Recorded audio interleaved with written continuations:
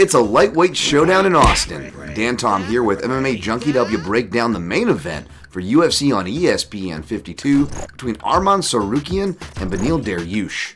Dariush, of course, was riding an 8-fight winning streak until that was snatched up by Chucky Olives himself, Slim Charles, Dubronk's Charles Oliveira, of course. Now Dariush is going to try to get back on that proverbial horse and prove why he was actually favored to win that fight. That being said, he's going to have to get past a stiff test in Tsarukyan, who arguably could be on an 8-fight winning streak himself if that fight versus Mateusz Gamrot were adjudicated a bit differently, right? That being said, Tsarukyan was able to push past that loss and not just get back in the win column multiple times, but get the respect of the Gen Pop to the promotion alike. At the time of this video, the odds makers and public are siding with Tsarukyan in the neighborhood of minus 290 with the comeback on your underdog Dariush in the neighborhood of plus 215. Now, I wouldn't be surprised to see the line get even wider in the side of Tsarukyan despite Dariush actually opening as a slight favorite. Again, very slight favorite, but I believe that was a more appropriate pick-em prices for this competitive matchup. That being said, I get the hype on Tsarukyan. I myself has been somebody from early on has been claiming this guy as a dark horse, so it would be a shame for me to finally pick against him now, right? Anakin Skywalker meme insert, but no, I actually am going to pick against him. Unlike, not too unfamiliar actually from Beneil Dariush's last fight, I liked Dariush in that fight till I watched the tape, ended up liking Oliveira.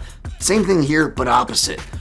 Thought this was a bad fight for Dariush. I watched the tape, and I actually kind of like it. I think Dariush may be one of the few fighters next to, of course, Islam Makhachev, not just southpaws, which I think are going to be key to someone like Tsarukyan, who is a wrestle boxer, and if you know my analysis, death, taxes, and wrestle boxers dipping into the southpaw kicks, right? It's kind of naturally there. DC, John Jones too, we see it everywhere. We could be here for days. But the other part of that equation is someone who can counter wrestle and wrestle with Tsarukyan. That's something that you need as a prerequisite. And Dariush, although he's not known as one of the best wrestlers, he's got very underrated wrestling and has not given up control time from scramblers, jiu-jitsu players, wrestlers alike. Dariush has been there to tangle with them all. You really got to just catch him with something super opportunistic, likely a knockout to really stop this guy. And I think if Tsarukyan can get it into rounds 3, 4, and 5, well, his chances there are very, very live, as the odds would suggest. But I'm actually going to go with Dariush to get it done within the first 2 rounds. I think that southpaw knee, the front kick,